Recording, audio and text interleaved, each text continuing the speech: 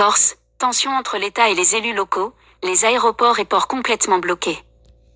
Les ports et aéroports de Corse sont bloqués suite à une grève déclenchée, en raison d'un conflit entre la collectivité de Corse et l'État sur la gestion des infrastructures. Les ports et aéroports de Corse sont complètement bloqués en raison d'un mouvement social spontané.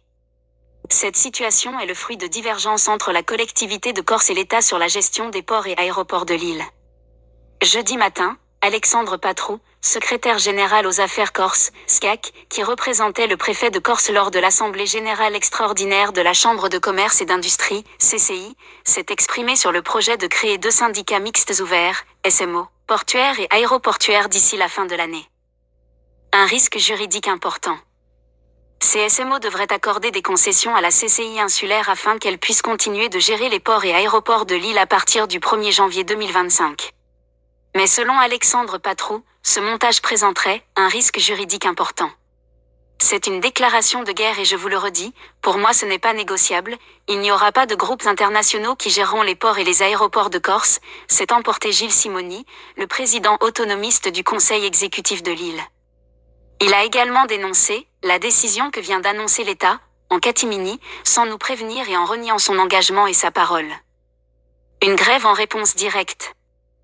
Sans attendre les clarifications de l'État, les syndicats de la CCI, emmenés par le syndicat des travailleurs corses, STC, ont aussitôt lancé un mouvement de grève qui a entraîné jeudi après-midi le blocage des 4 aéroports et 6 ports de l'île et de centaines de voyageurs. Tous les ports et aéroports de Corse sont bloqués depuis quelques heures par le STC, a déclaré à l'AFP Laurent Philippi, délégué syndical STC sur le port de Bastia. Il n'y a plus rien qui décolle, plus rien qui atterrit et plus rien qui sort ou rentre des ports, a ajouté le délégué syndical. Une histoire de gros sous. Derrière un conflit d'apparence technique entre l'État et la collectivité de Corse figure une autre difficulté financière. Gilles Simoni réclame en effet 50 millions d'euros supplémentaires à l'État pour compenser l'inflation non prise en compte dans la somme allouée par l'État pour assurer la continuité territoriale entre l'île et le continent.